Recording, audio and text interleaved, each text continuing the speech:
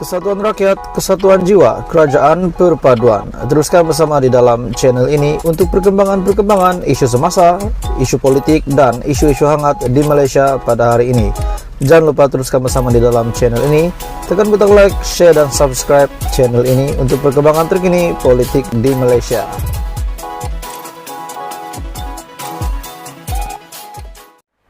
Salam sejahtera Malaysia, tuan-tuan dan puan-puan semua.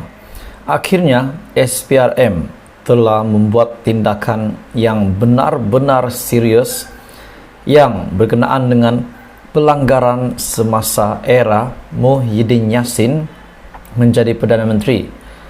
Satu siasatan untuk dana COVID-19 pada tahun 2020, peruntukan dana ini yang didakwa diseleweng oleh Perikatan Nasional pada era mereka menjadi kerajaan. Jadi ini satu lagi berita yang menggemparkan Muhyiddin Yassin. Hari ini daripada BH, siasatan dana COVID-19, SPRM serbu 8 agensi kerajaan dan juga 9 syarikat. Tapi sebelum saya meneruskan berita dan isu hangat pada hari ini, tolong tekan butang subscribe supaya kamu tidak terlepas perkembangan terkini daripada channel ini. Satu berita yang mengejutkan pada hari ini, tuan-tuan dan puan-puan semua. Suruhanjaya Pencegahan Rasuah Malaysia SPRM menyerbu 8 agensi kerajaan dan 9 penyelewengan dana pengurusan COVID-19 yang berjumlah RM92.5 bilion ketika pentadbiran Perikatan Nasional. 92.5 bilion, tuan-tuan dan puan-puan, bukan jumlah yang sedikit. Sumber rapat dengan siasatan berkata operasi itu dijalankan secara serentak di sekitar Lembah Kelang bermula hari ini, di mana 8 agensi kerajaan dan juga 9 syarikat telah diserbu oleh SPRM. Nasib tak serbu rumah Muhyiddin. Ada yang kata Muhyiddin mempunyai banyak duit di dalam bilik beliau, dan Anwar Musa juga sudah membuat kenyataan sedemikian semasa Puan Zarkashi yang bertemu dengan Muhyiddin sebelum PRN Sabah, kalau saya tak silap. Melalui kenyataan daripada ataupun dakwaan daripada Anwar Musa, beliau kata Muhyiddin mempunyai banyak duit, puluhan juta ringgit di dalam biliknya. Jadi kita masuk kepada berita tadi, di mana sumber itu berkata susulan serbuan di 8 agensi berkenaan, SPRM menyerbu 9 lagi syarikat untuk mendapatkan dokumen berkaitan. 9 syarikat berkenaan dipercayai menjadi pembekal utama kepada 8 agensi kerajaan yang terbabit. Bagaimanapun sumber itu berkata terlalu awal untuk memperincikan kes itu kerana siasatan masih di peringkat awal. SPRM Suruhanjaya Pencegahan Rasuah Malaysia memerlukan sedikit masa untuk menyiasat dan mengesan sebarang perlakuan rasuah, salah guna kuasa ataupun penyelewengan, katanya dipetik di portal Free Malaysia Today FMT.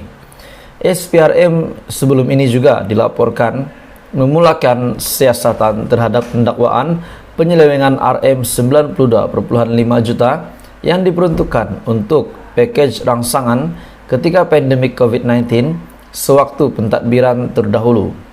SPRM dalam kenyataan sebelum ini berkata Kementerian Kewangan sudah memberikan perincian dan berkenaan di bawah pakej rangsangan ekonomi pada tahun 2020 dan 2021 yang berkaitan dana pengurusan COVID-19.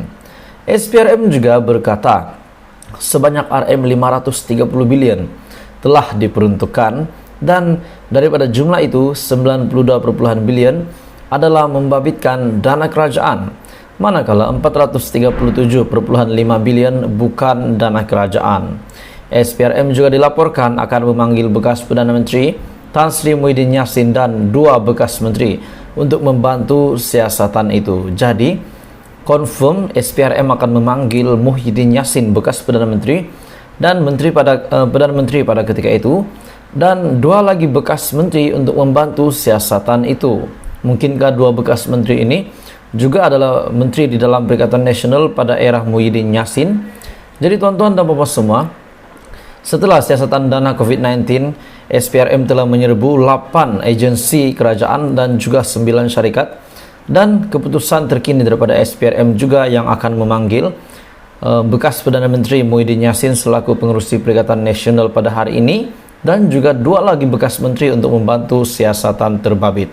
Jadi tuan-tuan dan puan-puan semua, SPRM juga berkata sebanyak 530 bilion telah diperuntukkan, dan daripada jumlah itu 92.5 bilion adalah membabitkan dana kerajaan, manakala 437.5 bilion bukan dana kerajaan. Jadi apa komen anda berita hari ini? Anda boleh teruskan bersama di dalam channel ini supaya kamu tidak terlepas perkembangan seterusnya politik di Malaysia. Tuan-tuan dan puan-puan semua, salam sejahtera Malaysia. Kita direct to the point saja hari ini. Presiden UMNO Zahid Hamidi. Siapa yang akan cabar Zahid Hamidi untuk bertanding jawatan tersebut? Dan dikabarkan akan diadakan pemilihan baru, tapi tidak tahu bila. Siapa yang akan menjadi Presiden UMNO? Siapa yang akan menggantikan Zahid Hamidi? Apa komen anda tuan-tuan dan puan-puan? Siapa yang paling layak untuk menggantikan tempat Zahid Hamidi sebagai Presiden UMNO? Siapa yang layak tuan-tuan dan puan-puan? Sebelum kita teruskan hujah hari ini, tolong tekan butang subscribe, like dan share supaya kamu tidak terlepas perkembangan terkini daripada channel ini.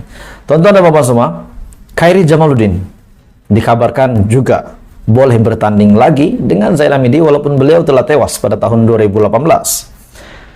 Lepas itu ada nama baru, yaitu Hishamuddin Hussein.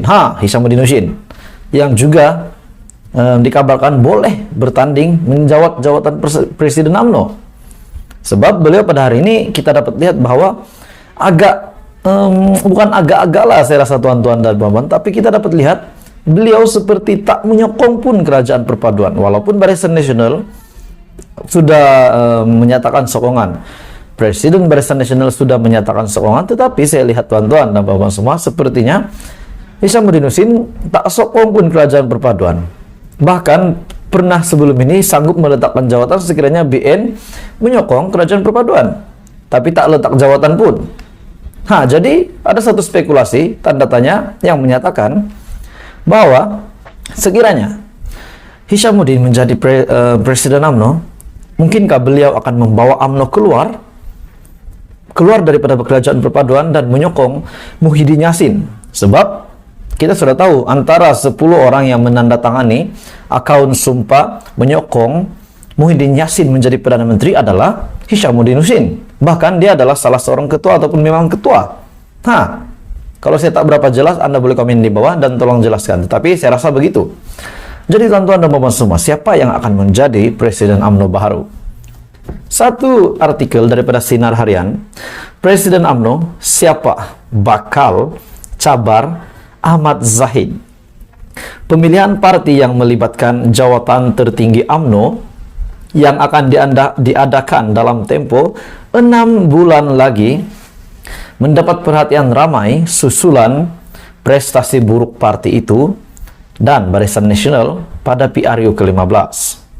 Siapa yang bakal meneraju UMNO melibatkan jawatan presiden, timbalan presiden, naib presiden, dan 3 ketua sayap parti akan ditentukan oleh perwakilan menerusi bahagian masing-masing. Jadi yang akan dipertandingkan jawatan presiden, timbalan presiden, dan naib presiden serta 3 ketua sayap parti. Perwakilan di peringkat bahagian ini terdiri daripada ketua UMNO, wanita, pemuda, dan putri, serta beberapa ahli yang lain dari semua cawangan. Bilangan perwakilan berbeza dengan mengambil kira jumlah ahli di cawangan.